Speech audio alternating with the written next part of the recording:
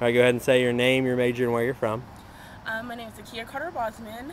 My major is social work with a minor in pre-law, and I'm from Beckley, West Virginia. All right, tell us a little bit about what you did today.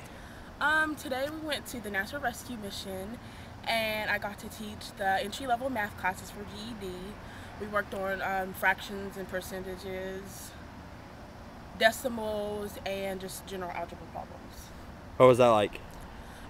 When I first got in there, the guys kind of like were standoffish because they're used to the regular teacher. And then, once they started asking for help, I had one student that I worked one-on-one with, and he was kind of frustrated because he doesn't like math at all. And he was like, he just didn't believe he could do it. So then, I had a cereal bar in my backpack, and I took it out and I broke it in half because we were working on fractions together. And I was like, what did I just do? And he was like, broke a cereal bar in half. I was like, what does that give me? He was like, 2 halves. And I was like, 2 halves equals? He was like, oh. I was like, look, see, you can do it. So then he started doing his work, and we started going over his pre-test. And next month is his math section at the GED, and if he passes, he'll get to graduate from the program. Awesome. And how old was he, do you know about? He told me he was 35.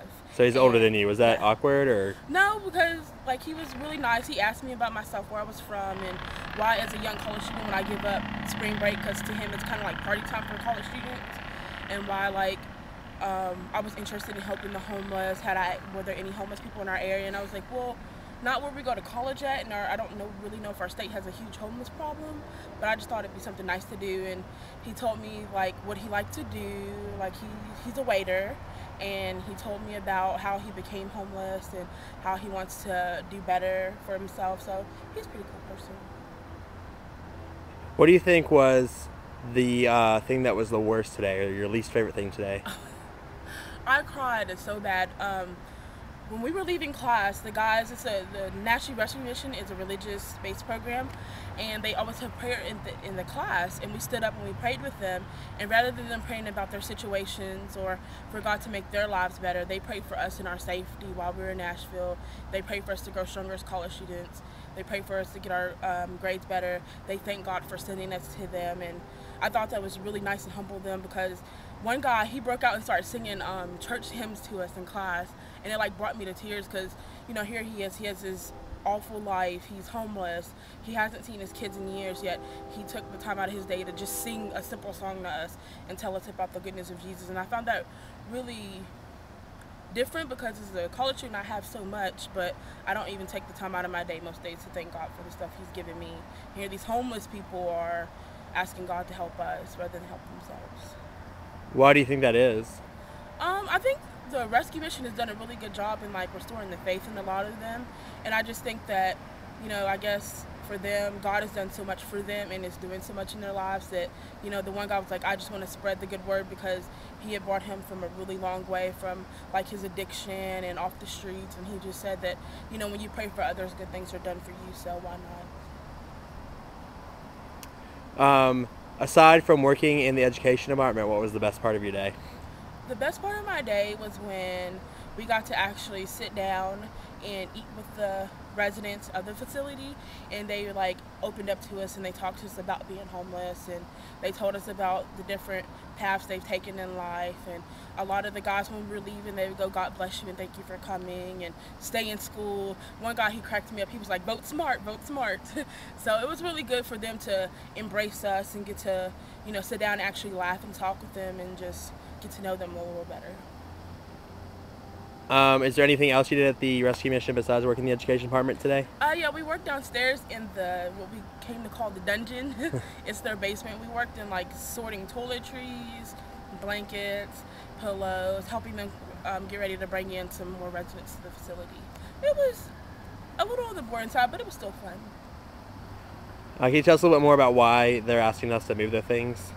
Actually, they're getting ready to renovate the women's rescue mission, and they're going to have, the guy said, 125 women and children staying down there, so they need to get all the things that have been donated to them out of there and stored away in other places, so they can get ready to clean it up and put beds and things down there, because it's going to be a 3-month process of renovating the women's shelter. Okay, what did you do tonight?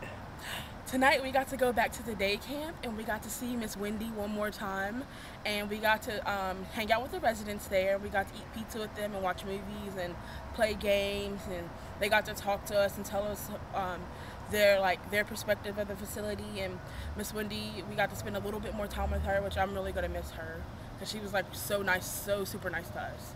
She showed us her facility. She let us help paint their bathrooms. She let us help paint their cut their hedges. She let us actually get to know the residents and get to know her and see how their facility actually helps the area.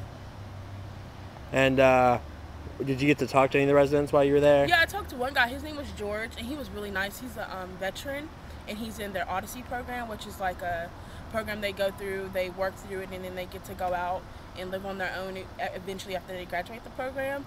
And George was just telling us like about all the different movies he likes, and he was telling us about how he can't wait to graduate so he can get out there and be on his own and see his kids and his family again and show them that he's really going to do well this time. How do you feel about the fact that he was homeless and he's a veteran? That really makes me angry. Like, I'm so mad at our government because we live in one of the freest, richest countries in the free world. We have a president who asked the